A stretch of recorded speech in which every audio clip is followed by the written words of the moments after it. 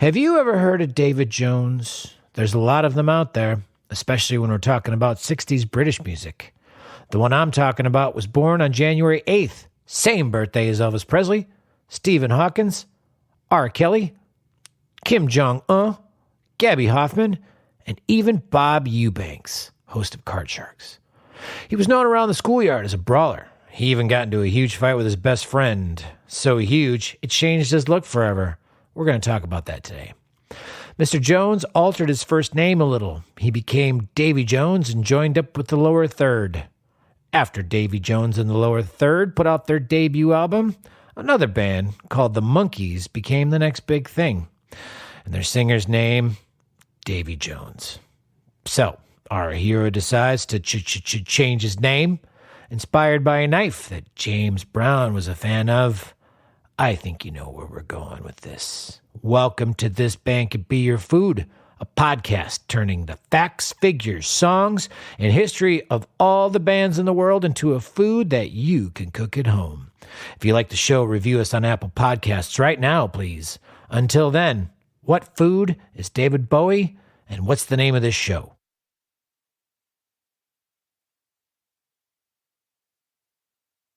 This band could be your food.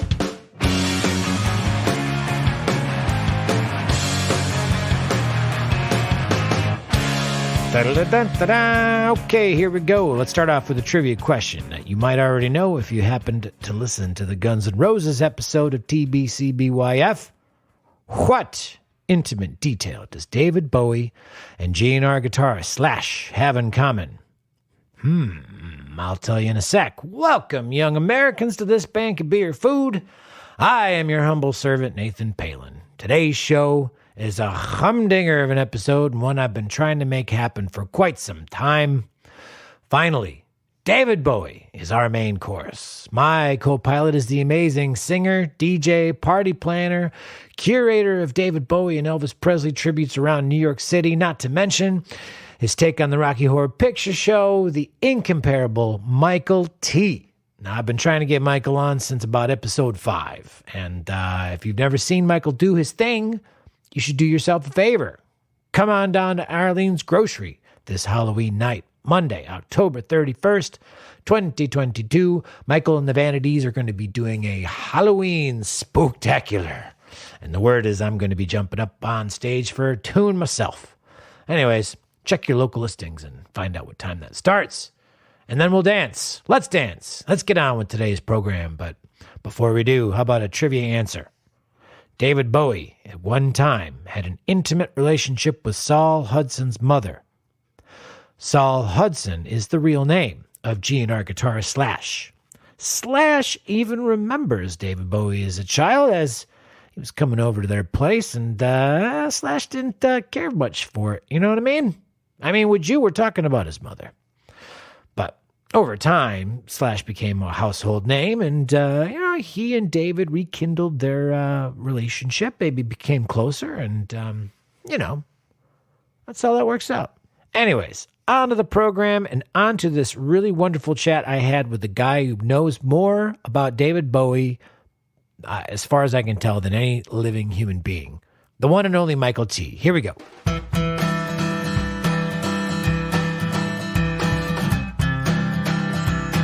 Funny, it's finally happening. Finally. Why did this take so long? When I first was trying to get you on the show, the problem was like we were going through some terrible weather, and then we had another COVID thing. Yes, that's right. And then because of that, some of my Bowie shows got rescheduled. Yeah, that's right. And we were trying to obviously make it coincide with those, and then just the whole thing got nutty. And then I don't know what happened that we didn't do it during spring, summer. Yeah, well, spring, summer gets busy. I went to Italy for a month. That takes out some time. And here we are. And thankfully, actually, we're still doing it while the weather's still pretty nice. I think the weather's just about perfect this time of year. I'm not seeing you in the middle of January when it's going to be not so nice. Not so nice, no. Although that is when our subject at hand, that's his birthday. Exactly. Same birthday as old Elvis Presley. That is correct. By about 12 years, come to find. Yes. Yeah, which, I have a super connection with that as well, because my birthday is like one day apart, one day on the 7th of January. And I am 10 days after. And I'm you're the 10 18th. Exactly. So this is a Capricorn union. Absolutely. Yes. Some of the finest people I know are Capricorns. Absolutely. Who can argue in this room, right? We're a little biased, but yes. I reckon so. But agreed. Hey, yeah. So, I mean, when it comes to David Bowie, there's really no one more to talk to than yours, And Michael T, yours truly. Yeah, you're standing right before me. Yeah. And you just did like a tribute, the Ziggy Stardust, the Rise and Fall of Ziggy Stardust. So you guys just did that show. Yes, about a month ago. A little bit more actually in June, which was the 50th anniversary. Yes. Usually I obviously always do a Bowie show for his birthday, and then depending on other, specific anniversaries, usually a milestone. Ziggy happens to be the album that I always do. Yeah. Because it's just kind of right. Yeah. But this year happened to be the 50th. So we really kind of took it a notch above, and I did a lot of sort of B-sides and a few outtakes, and it was definitely more involved than some of my previous. That's awesome. I was sad that I could not be a part of it, or even just go and watch it. I think you had your own gig that night. Yeah. Yes. Yes, tis the season of gigging. I mean, it's the problem. I go to very few shows usually. So, do you remember the first time you had heard David Bowie? More or less. I mean, I have an older brother, and he bought Station to Station. Okay, and then I feel that he bought Changes One Bowie, the greatest hits, after. And then he bought the Ziggy stuff, the glam stuff. Okay. And of course, those album covers were just so striking and made a very strong impression during those very impressionable years of 11, 12, 13. And each cover featured David Bowie on the cover, which is an interesting little side bit about David Bowie's. His face is on the cover of every single record. I mean, yes, especially the ones from the 70s, and they were always a very strong image. And of course, with each couple of years, you'd see a different facet of his latest incarnation. There is an exception to this rule. David's final album, Black Star, which was released 2 days before his passing, was the very only record that did not feature his mug. Just a little trivia piece for you there. Carry on. Yeah. But because we were playing somewhat retrospectively, I just got the Ziggy stuff or he bought it, he bought it. And then and it also coincided with my brother getting into punk and new wave. And I was just seeing a correlation between the two, even though the Bowie stuff was at least a good 4 years prior to, the punk records that were coming out of the day, 77, 78 and so forth. And I just kind of remember thinking when I saw the cover of Aladdin Sane of how current it still looked. For that time period. For that time period, that it did not look like someone typically from 73, 74. Yeah, no. And then in 79, it was when I started to, I guess you could say, buy at least the albums that he was releasing with the actual release date. So Lodger was the first, followed by Scary Monsters. And then with Lodger was also the first year that I saw the 3 videos that he made for the album, which were DJ Look Back in Anger and Boys Keep Swinging on Don Kirshner's rock concert. Oh, my.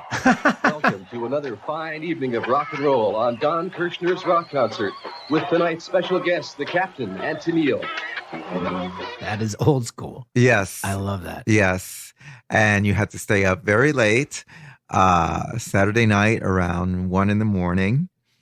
And it was also, again, the beginning of videos. Yeah. For me, some of the first videos I remember singing, pre-MTV, was Night Flight. In the past 3 years, Night Flight has kept pace with the video music revolution in its own unique style. We never got that for some reason. I was aware of it. I remember even reading about MTV, like when it first came about or was about to. But again, because we were into so much of the English stuff, we just became aware of, videos. Yeah. At least a solid 2 years before MTV. And we were also big Blondie fans. And of course, Blondie had released E to the Beat as a video album, which was one of the first. Oh, interesting. Yeah, in 79. Yeah. Okay. Yeah. So it was really great, but there were so few outlets to see videos during that time. Sure. So it was the rare instance of it being shown, like maybe on Casey Kasem. Yes. Yep. I remember watching like Saturday morning. They would count down the top 40 and right, or possibly a snippet on Solid Gold. Yeah. Things of that nature. Yep. But I saw the 3 from Lodger and then the 2 from Scary Monsters the following year, which were Ashes to Ashes and Fashion. Did you get to see him live? I did. Unfortunately, I did not see him during his last 70s tour, which was for Heroes and Low in 78. Wow. That's just when I became a fan. Sure. And then he did not tour for Scary Monsters, which was kind of what everybody was expecting because it was a pretty popular album. And he was touring at that point roughly every 2 years. I didn't know until years later that he sort of became a recluse due to John Lennon's assassination. Oh, wow. Yeah. At the time, so 1980 was a really big year for Bowie in the sense that he released Scary Monsters and then he also starred in The Elephant Man. I don't know why I look like this, Mrs. Kendall. My mother was so beautiful. She was knocked down by an elephant in the circus while she was pregnant. Something must have happened, don't you think? So it was like still kind of this weird figure, just kind of like the perfect balance between having some commercial appeal, but still with that avant-garde slant to it. Yeah. But living in New York City, especially at that time, New York was entirely different than what it is today. New York attracted itself to artists of that nature. Yes. So he was getting a lot of coverage here. And I mean, it was unheard of a rock performer to be on Broadway in 1980. Yeah. And yeah, we were really all the fans were expecting for him to tour, and then it didn't happen. And then we thought, well, maybe it'll happen in early 81. And of course that didn't happen either. Yeah. So I didn't get to see him until Let's Dance in 1983 was the first time. So it was a 5-year wait. Wow. Did you get to see him like his last run of shows, which was kind of like right for him when he discovered that he was getting sick? Or rather that he got sick on stage, I believe I read. Oh, is that what it is? I think so. I think he had like kind of a heart attack on stage from what I read. Yeah, not so good. I don't think I saw that was the reality tour. So that's like 2003-04. Yeah. Which was a rather extensive tour. Mm-hmm. I didn't see that show, but I saw like a private screening thing for something he did for A&E, like in 2002. I want to say for the album Hours. I'm sorry, not Hours. Heathen in 2002. And then I saw Hours in 1999 when he had the long hair and he played at Roseland. Oh, okay. Was this like just after Tin Machine? Wasn't he growing his hair during the Tin Machine? No. This is like 10 years after Tin Machine. Oh, okay. This is a little bit after the whole Earthling period when he was sort of doing a techno-ish industrial Trent Reznor, I'm Afraid of Americans, all of that. Okay. He did a lot of stuff. He did. He did. Really tried on a lot of suits, a lot of different personas. periods. That was his whole thing, though. Like when he first started, he didn't even necessarily want to be a performer in the first place, right? He wanted to be. He liked writing songs, and so he started adapting, from what I understand, adapting these different personas as sort of a way for him to, I guess, maybe get the courage to go out there.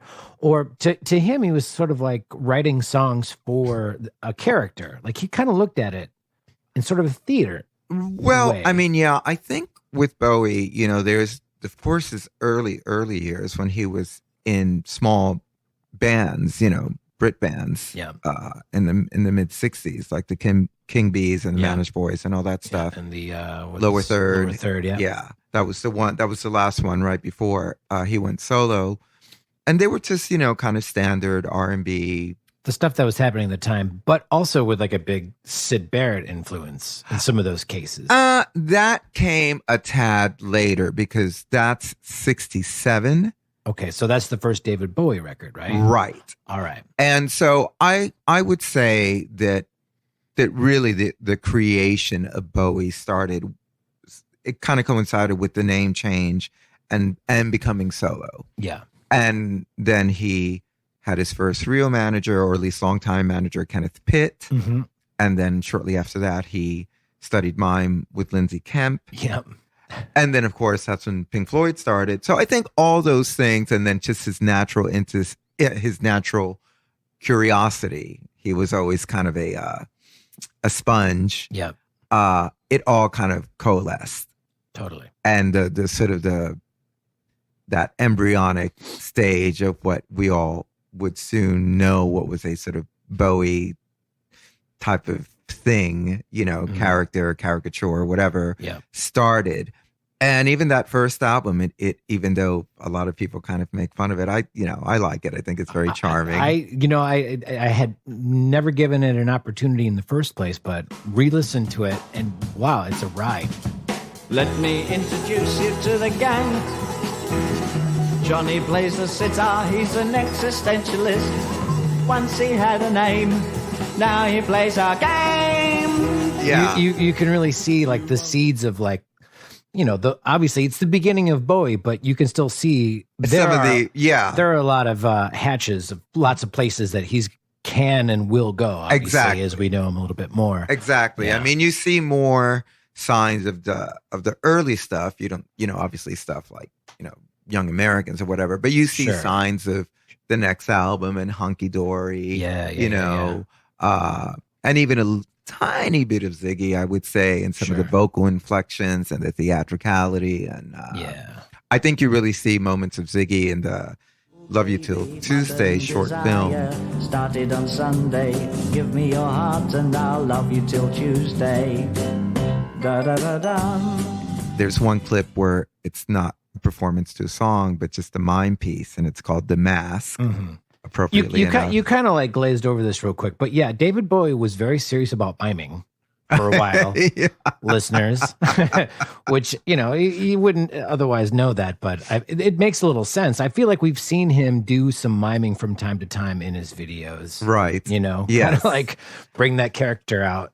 I think he definitely used it more in the earlier part of his career, you know, during the Ziggy years and even for the Diamond Dogs tour.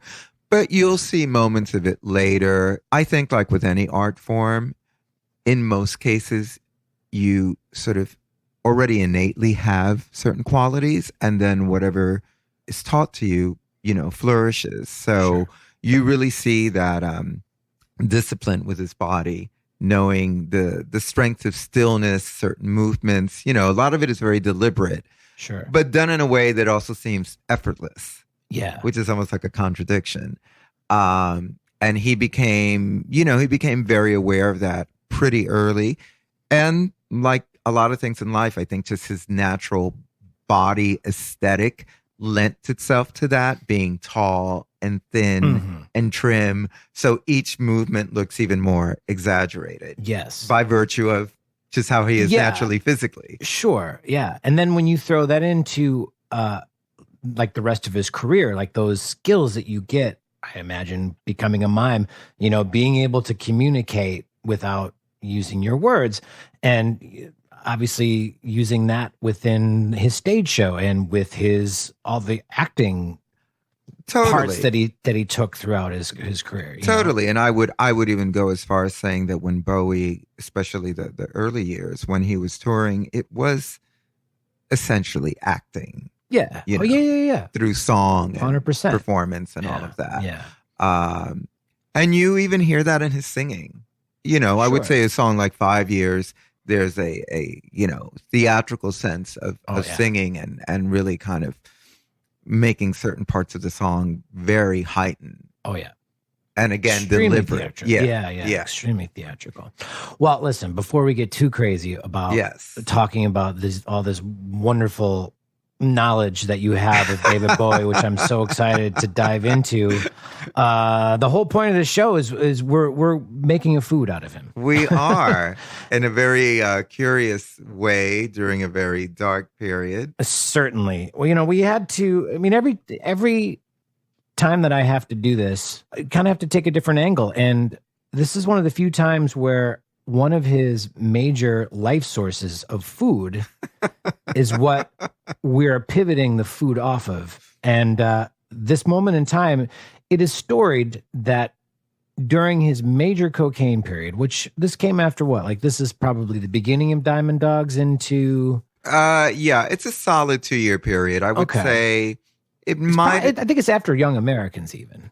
Like Young Americans, he's still kind of with it. No, no. I think the coke stuff started probably by the end of '73, but then it really took hold when he left England in early '74, like maybe a month or two before Diamond Dogs' release, to prepare for the tour. Okay. So really, like the trappings, if you will, occurred here in the States. Okay. And then he was in the States for 2 years.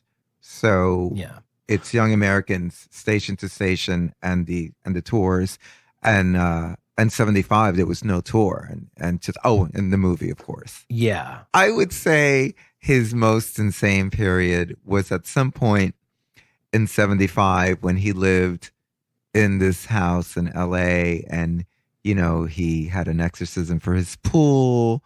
He was storing his urine. This is Yes. This is the time. Yeah. This is like total Manson, culty, crazy. Yeah. He was really into Aleister Crowley at that point. Yeah. Well, that was actually an earlier influence, but yeah. Yeah. Which he kind of picked up from his brother, Terry.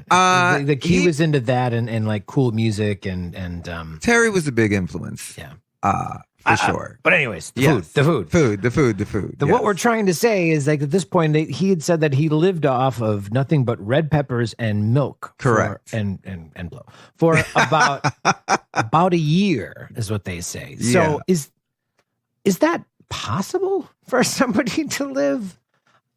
There's a lot of vitamin C in red peppers, so this could be. And there's protein in milk, yes. Protein in milk, so and liquid, so hydration. Sure, yeah.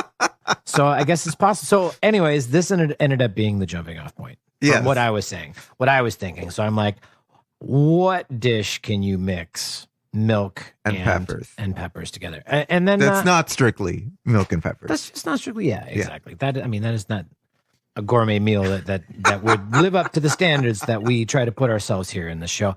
But I, looked up online, looked up some recipes, and you type in those ingredients, frequently like a soup would come up.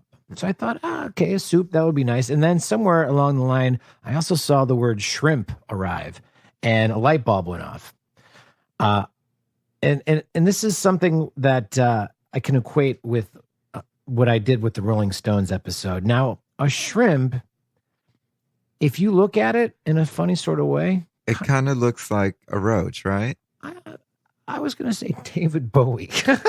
Wow. Because okay. Wasn't expecting that. This is why. Well, I mean, because David Bowie went through all this alien stuff. Right. Like there's a lot of different alien things. I mean, what does a shrimp look like? It looks like a little alien, I suppose. Right? Okay. Yeah. And also, when we did the Rolling Stones episode, I said that the Rolling Stones were chicken wings, hot chicken wings. And part of my reason was that a single chicken wing uncooked Related to Mick Jagger's dance? looks a little bit like, A, his dance, and then B, the way that the skin doesn't quite sit on it. It's a little bit awkward. Yeah, it's kind of stretchy. Yes, exactly. It's just like, it's not quite right.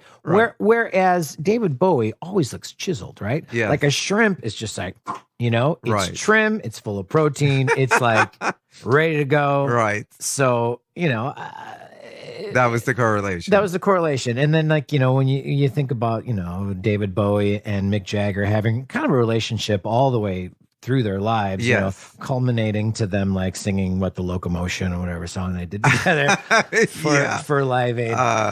New babe, summer's here and the time is right for dancing in the street, dancing Dance in the Streets. Yeah. The real high point. Yeah. So in their careers. Totally. So okay. So then I threw shrimp in there, and then we have some possible options. It wasn't very easy. Most of the things had said maybe it could be pasta, but I felt that was just too heavy. A little heavy. I feel like this should be like really lean and yes, to go with the artist. To go with the artist. So ultimately, I went with a red pepper shrimp bisque. So that's what we're preparing today. A red pepper shrimp bisque. Here we go.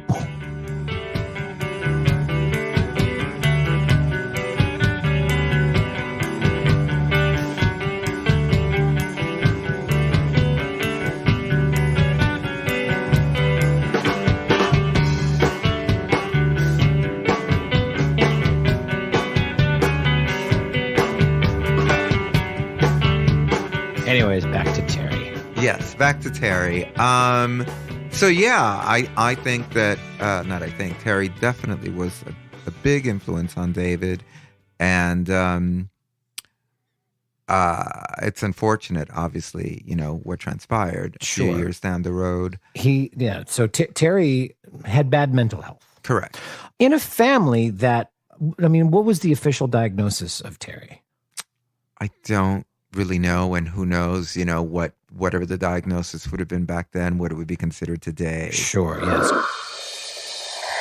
According to the World Wide Web, Terry Burns, his half-brother, suffered from crippling schizophrenia as well as seizures. He was on medication, but he stopped taking it, and eventually ended up in a South London mental hospital where he would spend the rest of his days.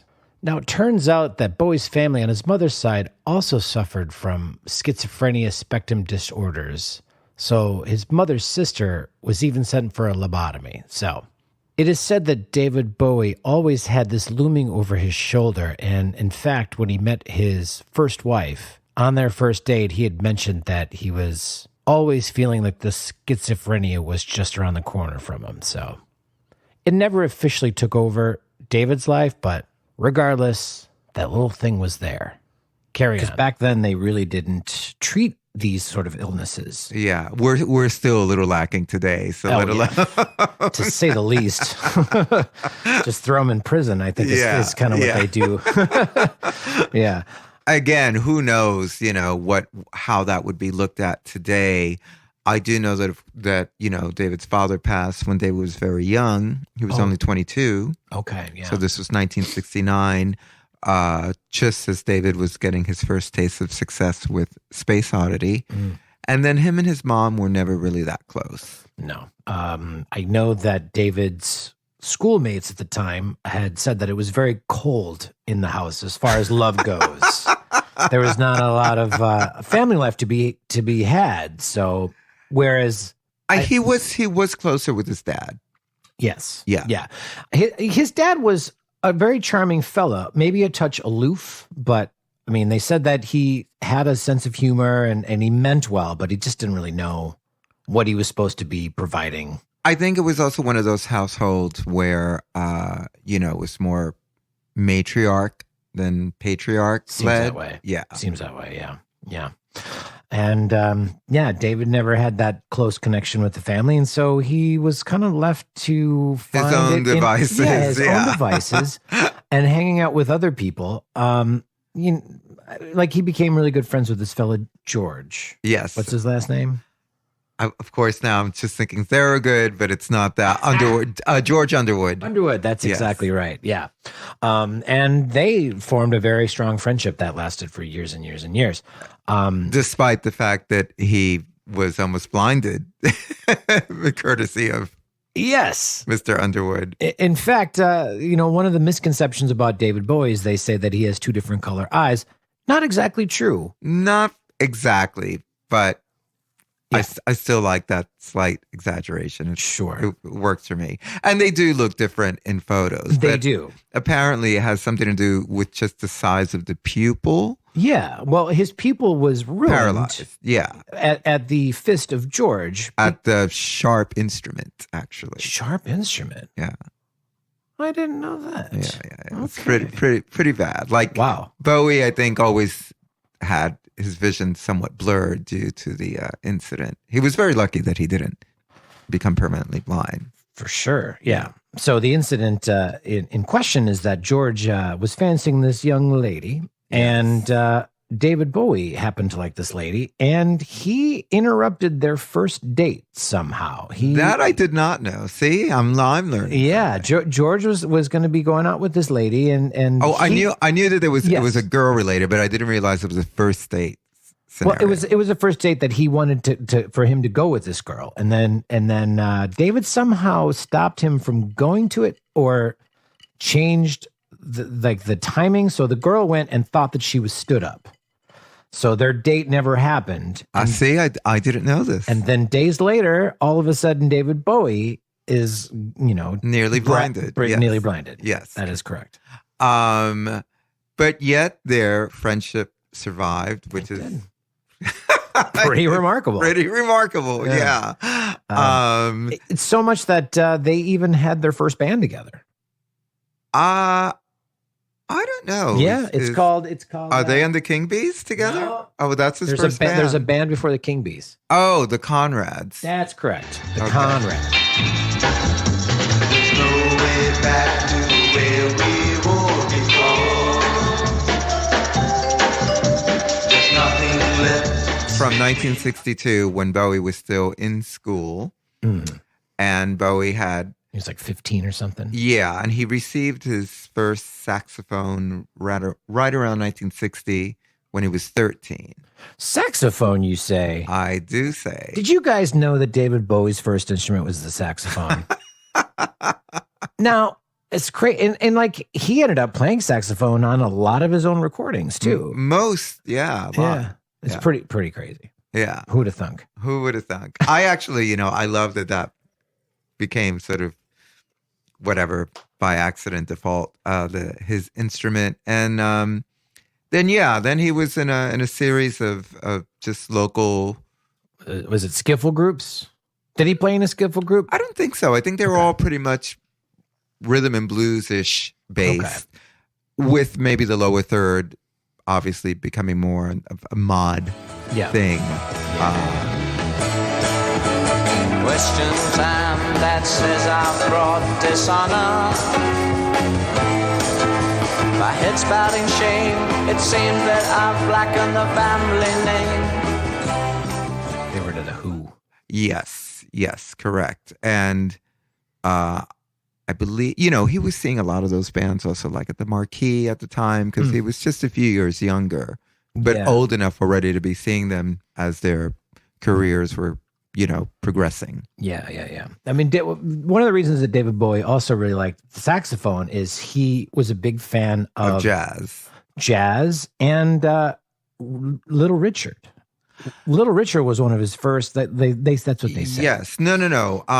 Little Richard was definitely a huge influence. I'm wondering if the playing on those records, if that had, if it was like the sax that he was drawn to. I kind of feel with Little Richard was more the performance aspect. Certainly. But the saxophone was a big part of his music, like that early. But then again, R&B rock and roll. Yeah, but then again, all those that period is That's true. sax heavy. Everyone had a saxophone player. It's really the guitar of the time. Yeah, for sure. In a sense, yeah.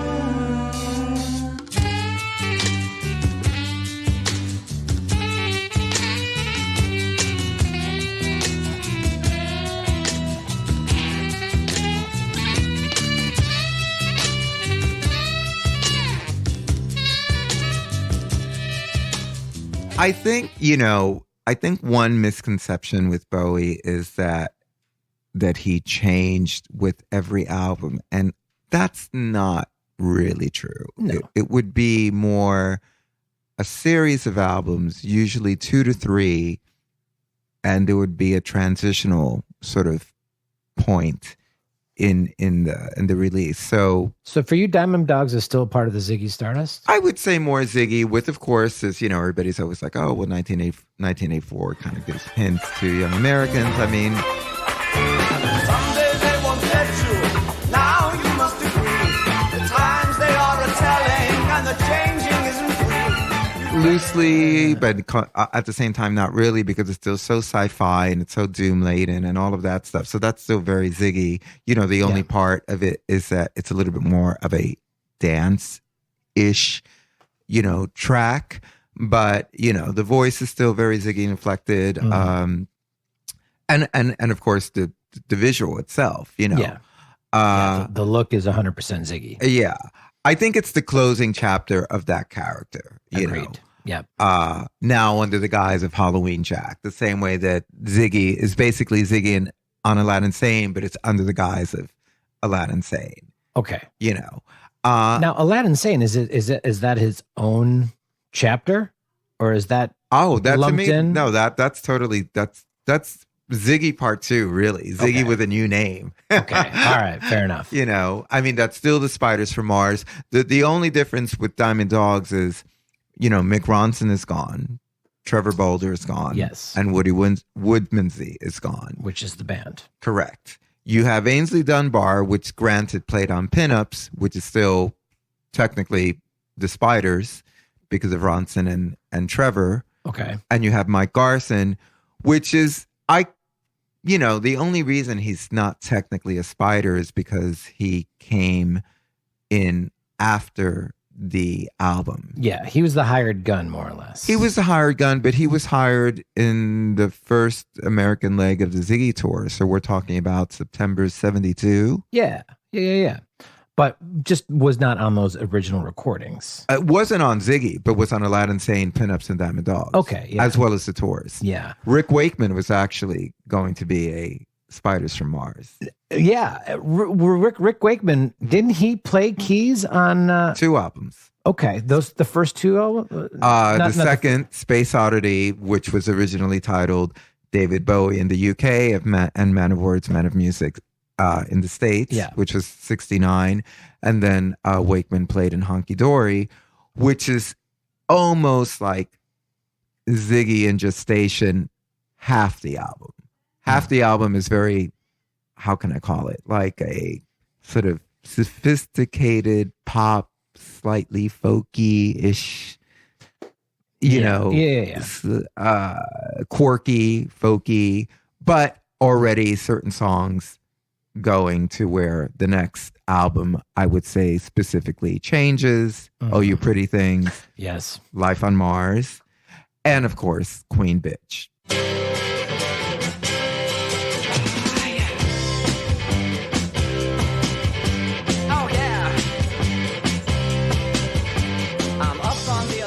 And that album is the Spiders, but not a name. It's Trevor, Mick Ronson, Woody. Yeah. And Rick Wakeman. And Rick Wakeman was offered the gig. And I think it was the day before that he was offered to play in Yes, which is what he took. Yeah. Which bore its own fruit. Seemed to be all right. Yeah. He did okay with it. Yeah. But it's one of those things like, oh my God, had they only asked him like 3 days prior to that. Definitely. One of the things I find interesting is that back to the rise and fall of Ziggy Stardust is that Starman was one of the first instances where the record company comes in and says, we don't hear a single. Correct. There's a starman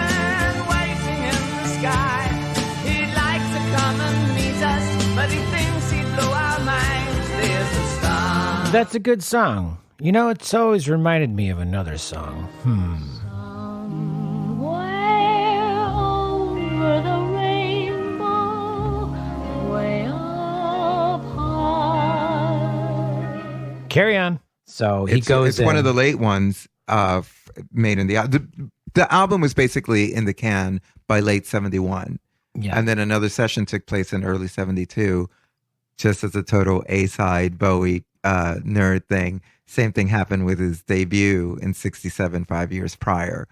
Most of the album was in the can by late 66, and then he cut a few songs in early 77. Love You Till Tuesday, which is the closest thing to a hit on the album, was made. So then they re-released the record with these new... Because they released it in 65, from what I understand. And the original album was released in 67, but Love You Till Tuesday, the track, like Starman, was recorded that year. Okay. Whereas everything else was already in the can. So the three that were recorded in early 72, Starman, because they weren't hearing a single, Suffragette City, which became one of his biggest rock staples. My favorite song of his. Is it? It is. I love it. Really? Honestly, that was my number one favorite song when I was a kid. I would hear that on the radio. Like our classic rock radio station, like didn't really hit on too many David Bowie songs. But, most didn't. Don't worry about it. Okay.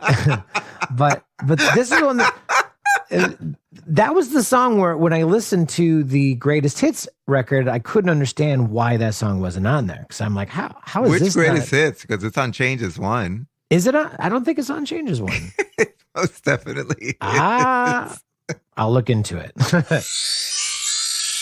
Anyone care to wager who was right? Of course, Michael T was right. Are you kidding me? But he had an earlier Changes One Bowie greatest hits compilation, which came out in 1976. So it has, the better songs. I had just a regular old Changes Bowie that came out in 1990 in the UK and here. So it's got all the later stuff, your Let's Dance and China Girl and Blue Jean and all that stuff. It didn't have Suffragette City. That's all I'm trying to say there. Carry on. Now, David Bowie, during his early years, he was married to this woman, they call her Angie. An American. Angela Bowie. Yeah. Angie's great. Today, tomorrow, yesterday are geographical locations in time's abhorrent calendar where there are no vacations.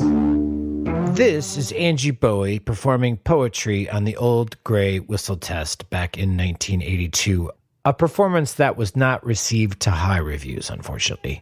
She was born Mary Angela Barnett back in 1949, and yes, was David Bowie's first wife. Let's hear more about her. She is great. She is as responsible probably for David Bowie's career as anybody else. She was very driven. She was living in London at the time. Is that where they met?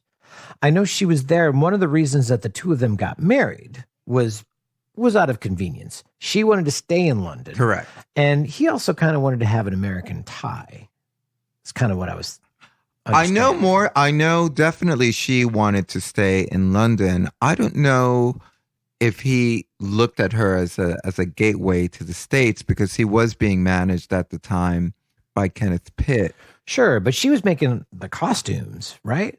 No, but she ended up finding the people that would. Okay. She was a great organizer, with people and things that he should have his interest on, to take notice in. She would push him in terms of certain styles and things. Mm-hmm. I mean, she's a great companion piece and a pivotal figure amongst a few others that had he not sort of been exposed to or surrounded by, his career would have taken a totally different turn, For sure. Having Visconti and then McRonson and, even Kenneth Pitt to an extent, who secured his early years for 4 years. Well, he's the one that basically told him that he should leave the band and go as a solo artist. Correct. But I mean, all those sort of key figures really nurtured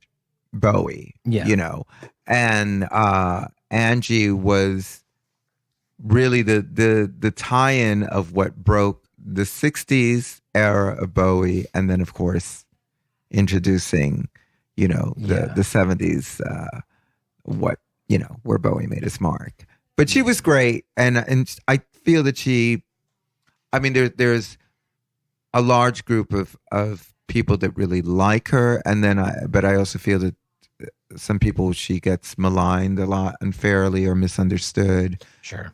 Yeah, she's an easy villain, and she unnecessarily so. Right. Once they separated, his sort of remembrance of her was slim to none. And it's a little odd, but then again, there's a few odd things with Bowie in general. Certainly. Yeah. She bore their first child. Yes. Zoe. Is it Zoe Bowie? Yes. His name is now, I think, Duncan Jones, right? Correct. Who has his own career. Filmmaker. Yeah. So he did okay. He did okay. And it was cool that he did something creative, but not, trying to be David too. Yes. Did not take on his fake name, and not like Dylan with Jacob Dylan. Yeah, and a slew of others. That was always my favorite comment of his. He's like, I don't really want to be compared to my dad. And it's like, well, why'd you take his fake last name then? Yeah, didn't you want to be Jacob Zimmerman? Exactly. But Duncan, hear this, Jacob Zimmerman. Yes, and you. I hear this, Robert Zimmerman. I wrote a song for you. So the Angie years, crazy period, crazy time, but they, she was bisexual, he was bisexual. They were both just having a great time. Indeed. Until I guess the feelings started to come into play. David, I think, would attract the love of many people. Mm-hmm. And it seemed that she had an open relationship just to compete with him. It didn't seem like that was necessarily what she wanted, but she was fine with it. I don't know. That might be an unfair statement. I think, first of all, that was definitely something that was, to an extent, in vogue in the 70s. Certainly. Especially in the rock world. They just maybe outgrew each other, I suppose. And that's true. Wasn't she getting jealous of David Bowie's new secretary? Yes, Coco. Yeah. The infamous Coco Schwab became David Bowie's personal assistant in 1973 and kept the job for 43 years. She was basically the paid parent figure in his life, caretaker, if you will. She did David's dirty work, which included keeping trouble out of David's life, which started including his soon-to-be ex-wife, Angie, but also was the one that David turned to when he wanted to get off of the cocaine. Carry on. Her, I'm not a big fan of. No? Oh, okay. Yeah. Coco really, she just came in and she made sure that she became the closest thing in David's life, and she just controlled it. And she became like, an ironclad door that you could not get access to David without her. Sure. A bit of a ball buster.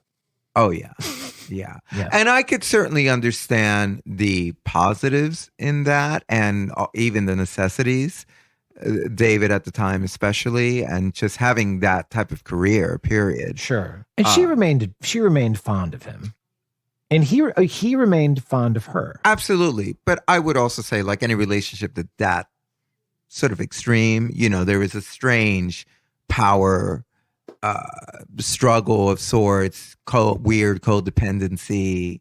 It went beyond the norm of being your personal assistant. She was still assuming her job as the secretary and paying the band members, right? That's what I understood. You could not really get access to David without her. Okay. She had, and I hear to this day she still won't do any interviews. Like there's hardly even any like visual evidence that she existed. If you don't. Yes. Coco Schwab. Yeah. Yes. Yeah. Yeah, she is an odd character, which we're probably never going to really know about other than, hearsay.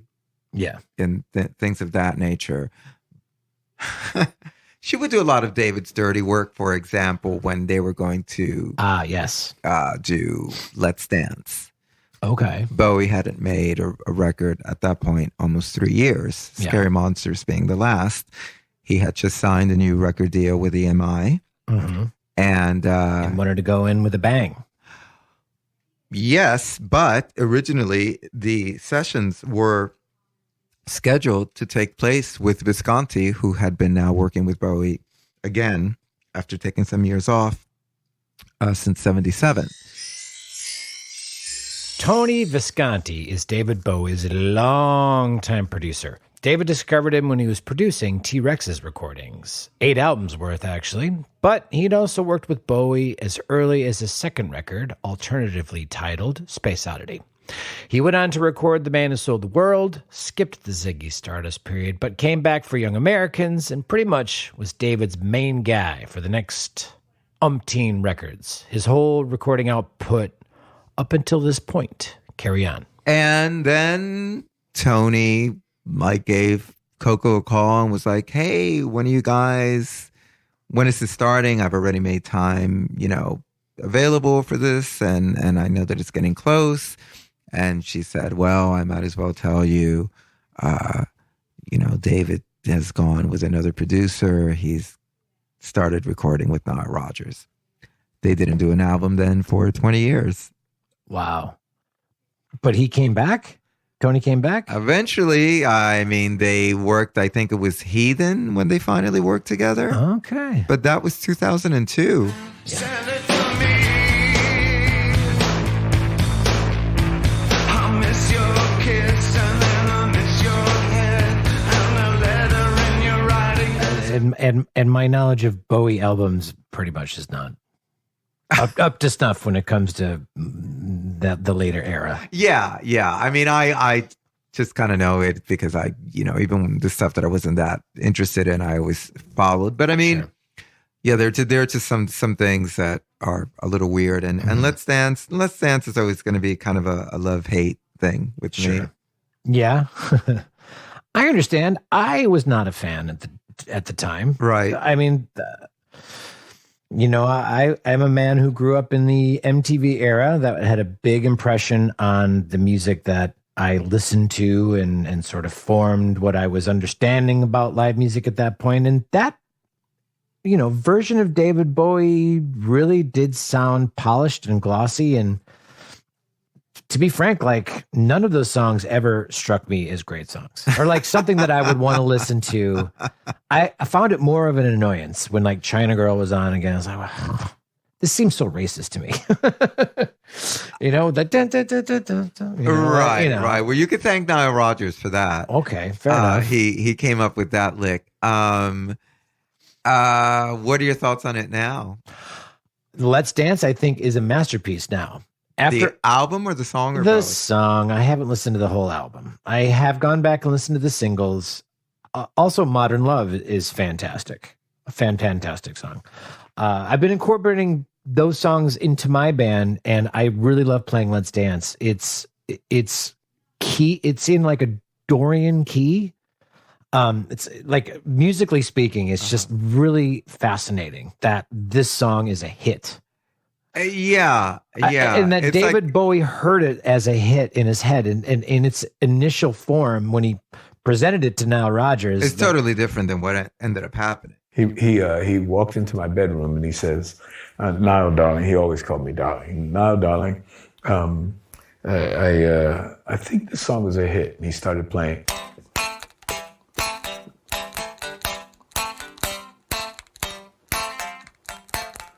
Let's dance.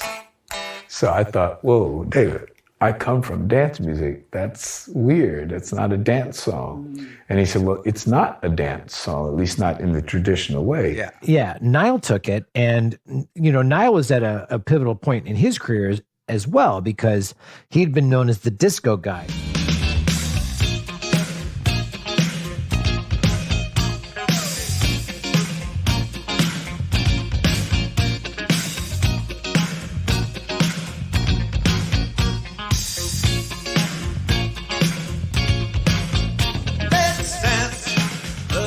he was trying to shed that identity off of his resume, Right. and which is what created that riff, that dump dun dump dun dun, like that this delay thing that he has going on. The engineer, Bob Clearmountain, was working on delays on the drums so that if David sang and he wanted a certain rhythm on a delay, or if we had the saxes or whatever, and we wanted a different sound on the delay or whatever, he just was setting up delay times. We happened to walk into the room while he was doing that. And I was like, whoa, wait a minute. Put my guitar in that thing. And then instead of me playing, I just played. And then the delays made it go.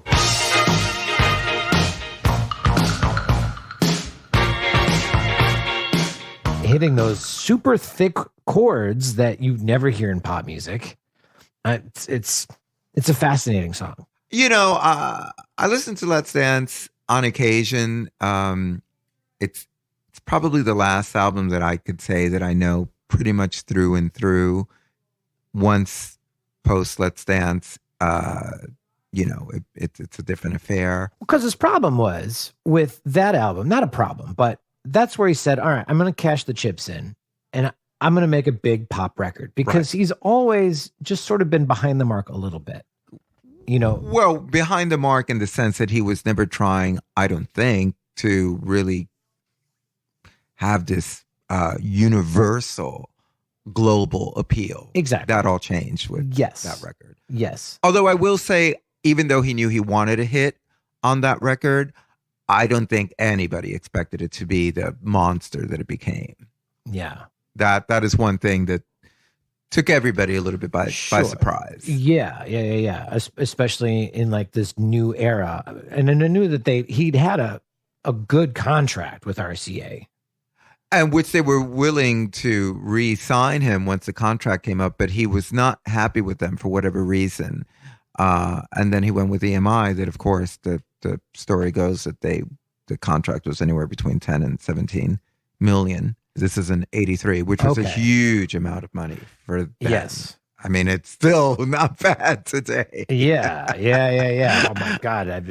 Today it's unthinkable. I mean, there's the money that was in the record industry in those days compared to now it's all been siphoned off with, and streaming services. Yes. I think my main issue with Let's Dance, and I think probably many people of my generation, you know, aside from the obvious that it was far more commercial and all of that, was, you know, David so deliberately disassociating himself from the past and not saying that he was bisexual and kind of making little jokes about how he used to dress.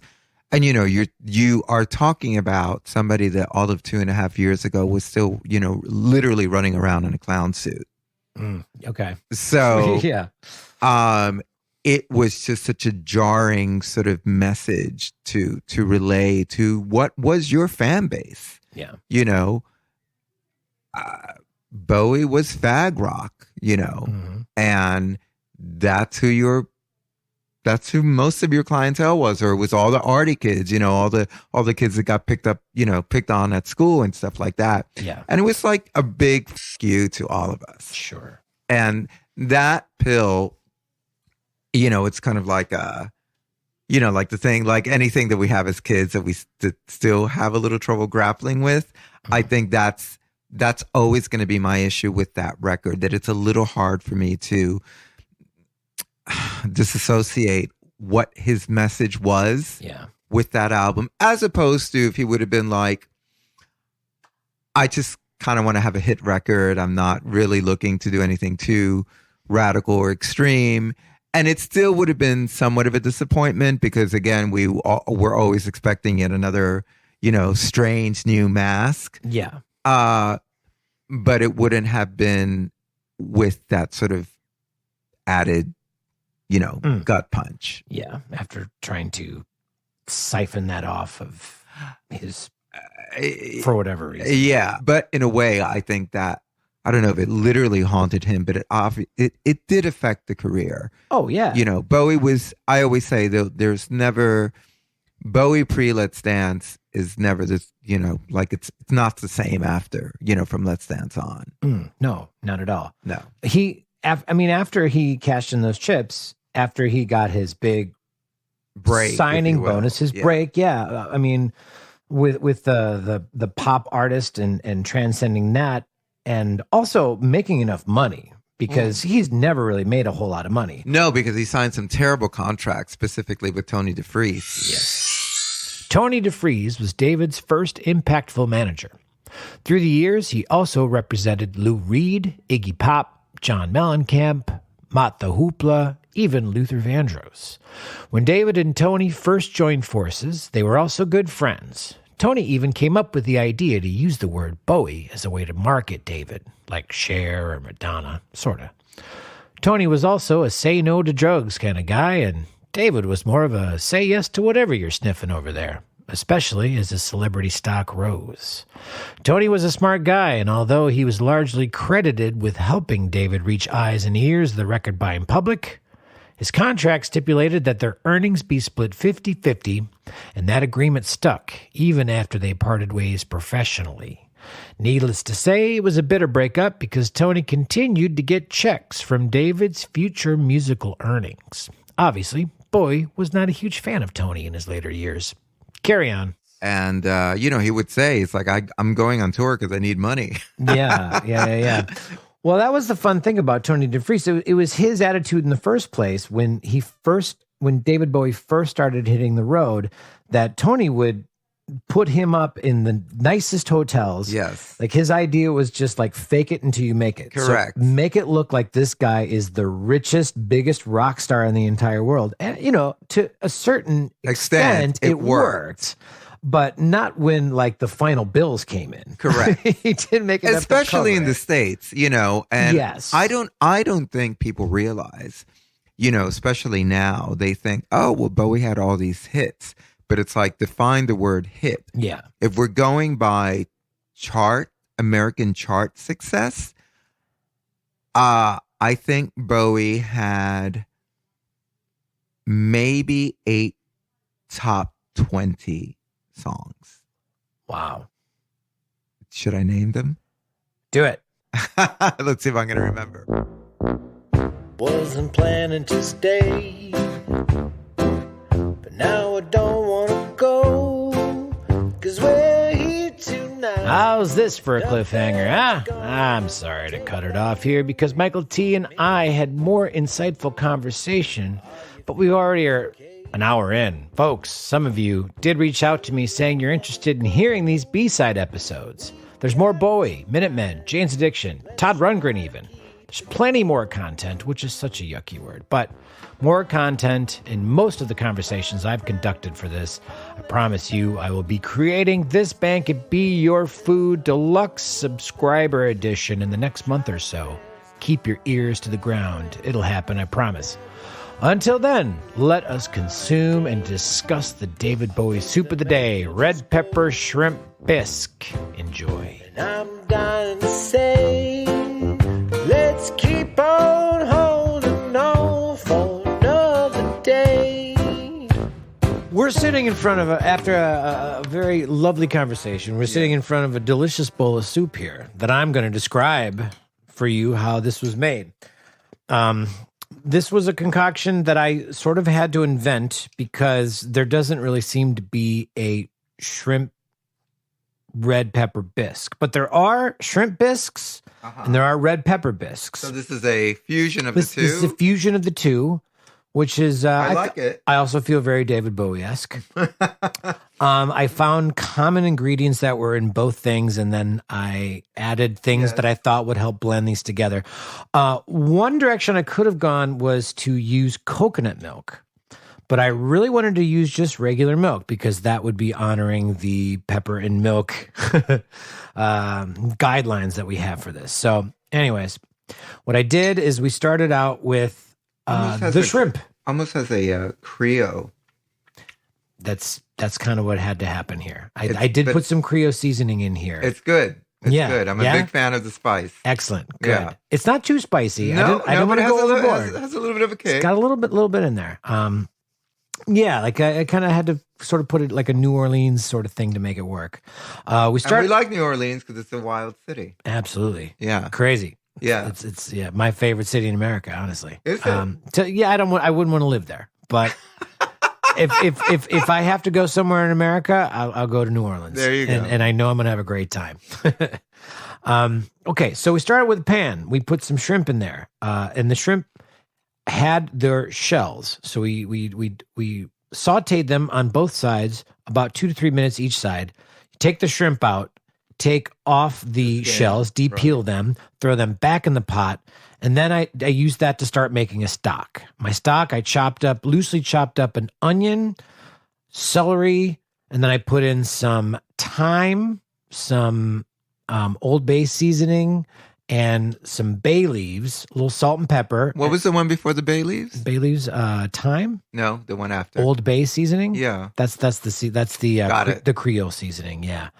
And then a pat of butter, a couple of teaspoons of butter. Okay. Olive oil, and then I cooked that in about 4 cups of water for about a half an hour. And then once it boiled down a little bit, I removed all of the solid parts and took out that water, and that becomes my stock. And I set that stock aside. Got it. So I still sitting with my pan, put in a little bit more butter, again, a little bit more olive oil, and then I put the actual vegetables that make up the base of the soup. So another stalk of celery chopped up fine, half of a red onion chopped up fine, some more thyme, some more salt and pepper. And then I cooked these for about 5 minutes. Also, 3 cloves of minced garlic. Oh, garlic, very must. important. Absolutely. Once these guys had been cooking for about 5 minutes and starting to get another color, I put in a tablespoon of flour. That is starting your roux. So this is a roux-based soup. Most bisques are kind of based off of a roux sort of thing. So your roux, it starts with your flour, and then from there you're going to build up more or less a gravy, kind of like a thicker thing. So once I got that going, then I also put in a cup of dry white wine.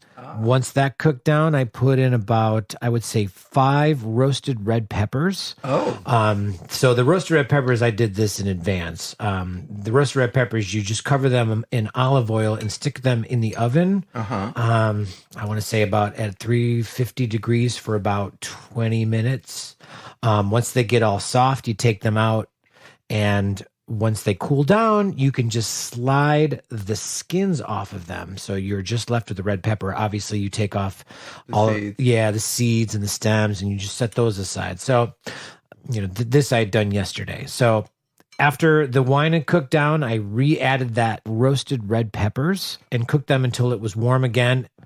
Then I re-entered the stock, put the stock back in, and I cooked this whole thing now for about another half an hour. Kind of takes a while. It was a process. Yeah, I don't cut corners. If you want to cut corners, you don't have to make a stock. You could just buy a shrimp stock, or you could buy any chicken stock, and that's going to do the same thing. Vegetable stock, right? Yeah, but for me, I really wanted to get as much of the shrimp flavor as I could.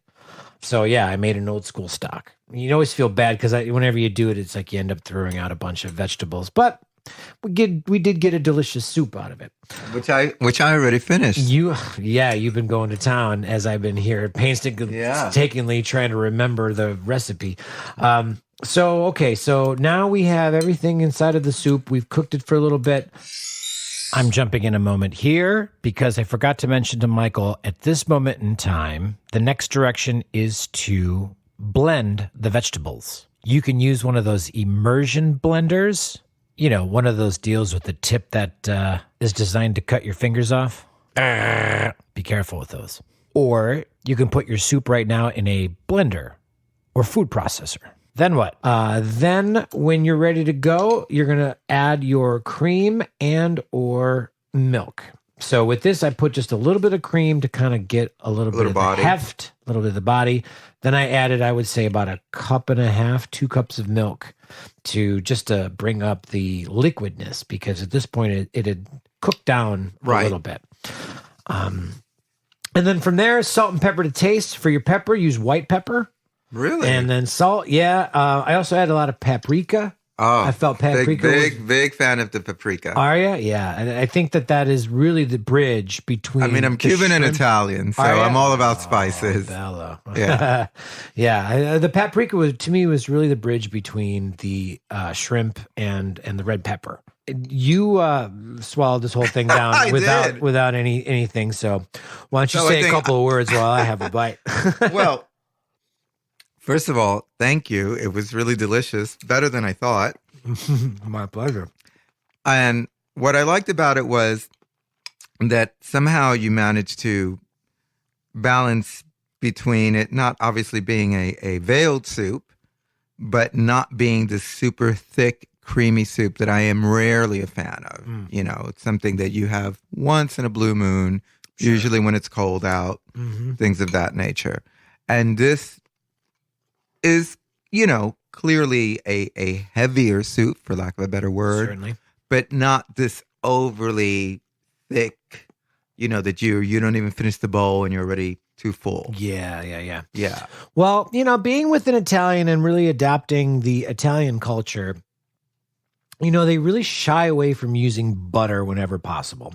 It's all about the olive oil. There's lots of olive oil in it, and olive Which is oil infinitely better than so much healthier for you, so much more flavor. And then the same goes with like using cream. I use cream very sparingly. Yeah, just a little bit, as you said, a little body. Yeah, the body. But you know, if you want to thick it up, you could put in a little bit more flour or starch or something like that, and that's going to thicken everything up and give you that texture that you need. And from there, like the salt and the pepper and. You know, when you get all that butter, why you the white pepper? Up. I'm curious about the white pepper. You know, that's the flavor that I continually saw in the recipes that I saw. Okay. Well, I mean, a black pepper is more abrasive. It's a stronger flavor, and I think it's going to cover up the shrimp. I mean, it could become a little overpowering because I am a spice person. I'm definitely never. I don't shy away from the black pepper. Okay. And traditionally, I don't either. But in most seafoods, you would kind of use less pepper generally overall. Because like if you get too spicy, it's like the same like drinking red wine. And we're already balancing a really tricky subject because red pepper can be very strong and overbearing. Yeah. And then trying to balance that with getting the shrimp flavor out as well. You know, you don't want to overdo either one of them. You want them both to have their moment in But I would say if one had to slightly be on the edge, for me, always the seafood. Yeah. Yeah. A little bit, sure. I mean, if you're going to have something that's seafood, it's all in the name right there. I'd rather know that I'm eating a shrimp than I'm eating a giant red pepper. Yes, exactly. Exactly. You're going to have a red pepper any day. Right. You know, a shrimp should be an event.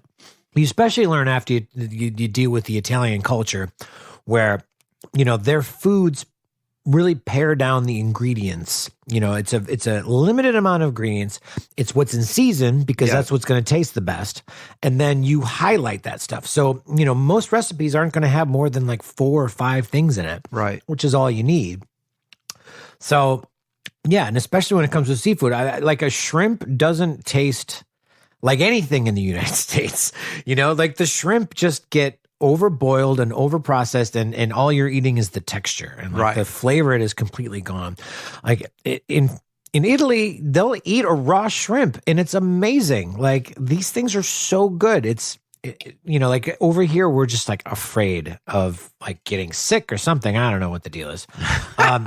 But, you know, maybe part of the deal is these shrimp don't even taste good in the first place. So you might as well just like overcook them so you're not going to. Although maybe New Orleans would be different because obviously their whole basis for cooking is, of course, coming from the French. Yeah. So.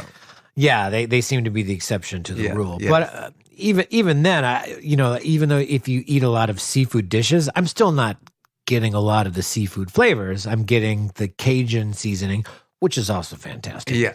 You know, it was still spicy enough. Like I could feel it, you know, that I wasn't like, oh, where, wasn't one of those things. I'm like, oh, I could feel the bite, as I like to say. Yeah.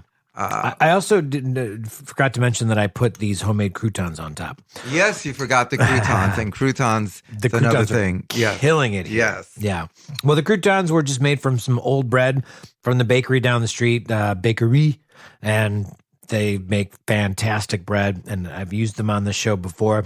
But this with the last butt of bread, I just cut it up, put on some olive oil, salt, pepper, garlic powder, and then for this, I put on some Old Bay seasoning on top of that as well because I thought that would complement everything. Give it a little, yeah, and it's maintaining its thickness and its crunch as it sits in the soup. It's was not soggy. Did not go soggy. No, didn't go soggy. It really made it very, very crunchy, which is admirable. Totally. So yeah, that's giving us the texture along with the shrimps that are inside because it's chock full of shrimps. So yes, you were definitely generous with the shrimp, which is not always the case when you're at a restaurant and you order a seafood something or other, and it's like, oh, here's the 2 shrimp, so it qualifies as plural. That's right. Yeah, exactly. So we can write it on the menu that there's shrimp in it. Yeah. So it's fun. I know that David Bowie, towards the end of his days, I mean, he was living in New York City. Correct. Soho. And living kind of a normal life. Like he was able, he to get around. Yeah, he didn't have any persona. So he could kind of walk around and be himself and be a regular person. Civilian, yeah. Yeah, which for him was really a wonderful time in his life because he didn't get to be a civilian for so long. Yeah, well, I guess between obviously being older and there have been always, celebrity stars, however you want to refer to them, that lived in New York City. And, he certainly blended in much more in his later years. And clearly the 70s or even, the 80s to an extent. I never saw him. I knew some people that did. I knew some people that had a few people that I think at least 1 or 2 that went to his actual apartment that was quite large from what I understand. Oh, wow. Yeah. But, once he got sick, he essentially turned into a recluse because he made his last album, I guess, in 2003, which is Reality. I mean, prior to the last. Okay. Right. Okay. And then went on that tour, then, had the heart attack. Then he did a few select performances and unfortunately, we didn't even get one live performance from David in his 60s. His last live performance was when he was 59. Oh, wow. So that would have been 2006. And it had something, it was 3 songs, and Alicia Keys was the hostess. Yeah. I recall this, yeah. Yeah, and it was him with Mike Garson. I know I think he sang Changes and possibly Life on Mars and one more. And that was it. That was Bowie's last official live performance. And then, of course, when consequently, when the 2 albums came out, the next day, and then Black Star, he only survived the release of that by 2 days. Yeah. So practically a posthumous release. But even when the next day came out, I guess it was around 12, 13 or so. He hadn't made a record in 10 years. Yeah. And I don't think anybody was expecting him to make one again. Sure. I don't think that he was expecting to make one either. Yeah. I mean, that's a long stretch.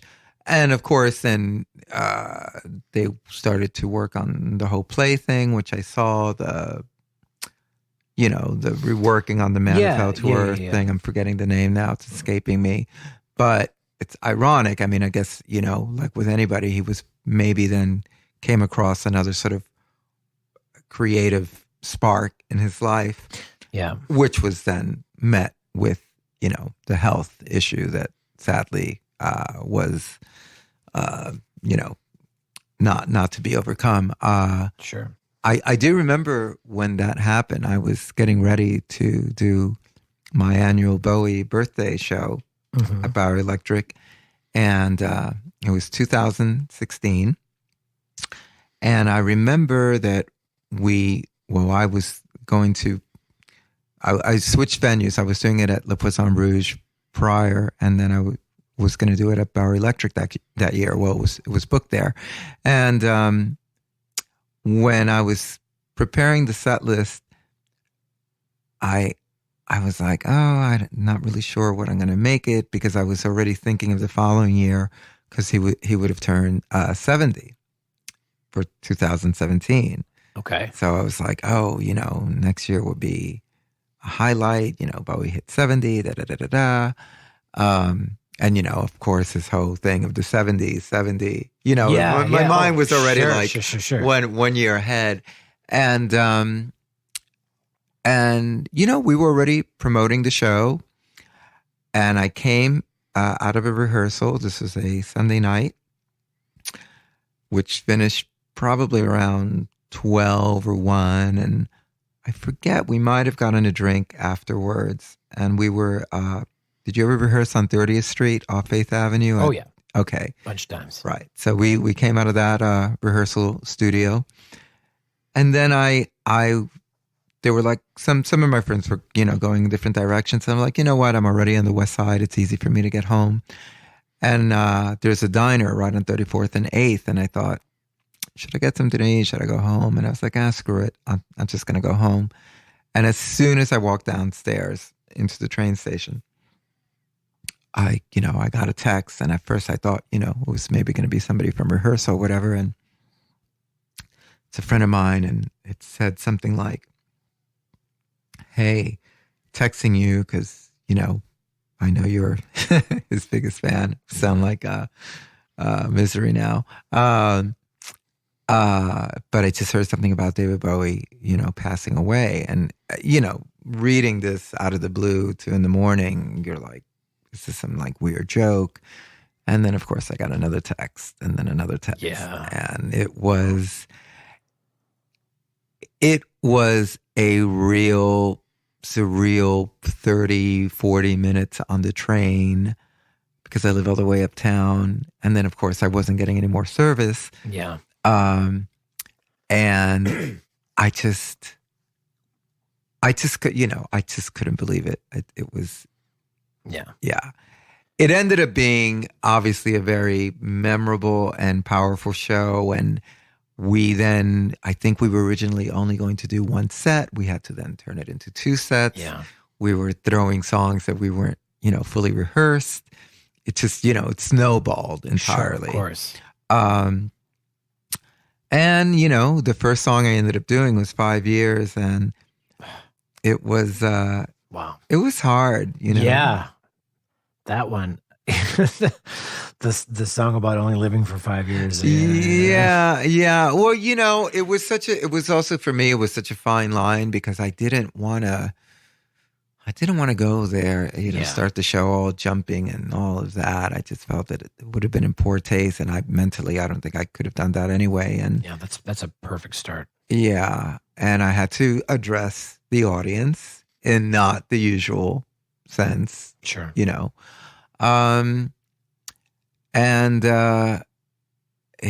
couldn't move at Bauer Electric. It was I'm sure. just wall to wall, and people really there to share that moment. So even though clearly we, there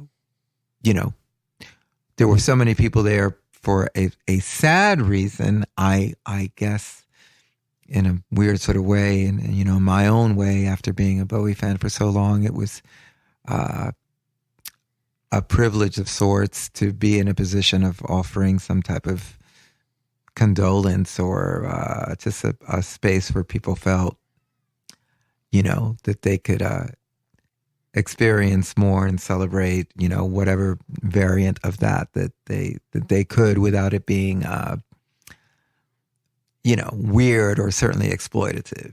This was a show I had already been doing for years. Yeah. Which, unfortunately, after Bowie's passing, then it's just like everybody and their mother decided to like, oh, now we're going to do a Bowie birthday thing. And yeah, that's never been a favorite of mine. No, of course not. But how fortunate, the community was to have you in that moment to sort of reflect on, David Bowie's life and, his passing and like your love of David Bowie is like felt by everybody. So, the fact that you could come in there, like they were all looking to you for like condolences, like for some help at this point, like just, like let's take a moment and celebrate all that is, in David Bowie. And, like obviously they're not going to go to the funeral. So, you were just kind of conducting this moment in time for everybody to,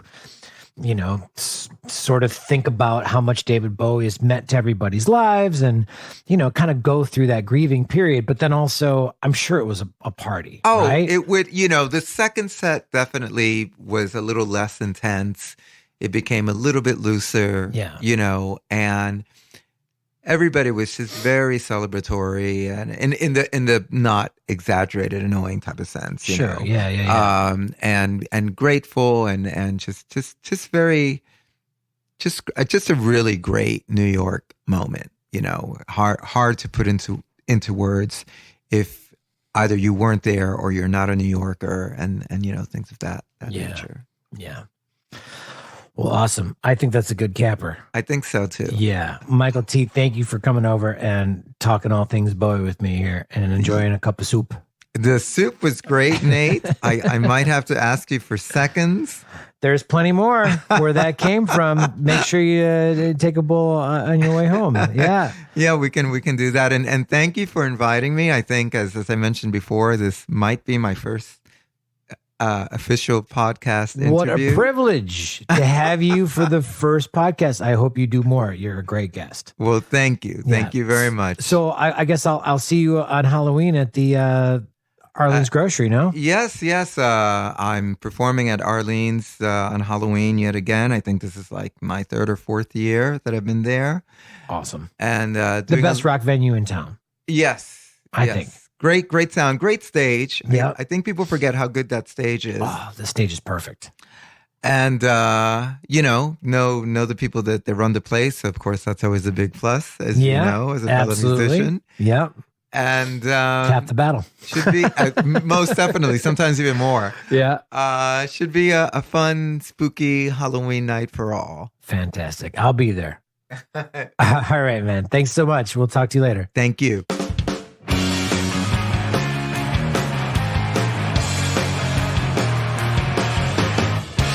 That about does it for today's show. How'd you enjoy it? I'm glad you stuck it out. It was quite a chat there with the incomparable Michael T. Thank you so much for coming over, Michael. He just sent me a text saying he's been dreaming about that bisque. Must have been a good one, so you, listeners, should go make some yourself. It's not that hard. Hey, while you're at it, tell a friend about this band could be your food. Follow me on Instagram, TBCBYF, and please rate the show on Apple Podcasts or wherever you can rate a podcast. Is there other places? I bet there is. For the next show, it's going to be Halloween time, so we're going to have an appropriate candidate, Alice Cooper. I'm bringing back my good friend Charlie Schmidt.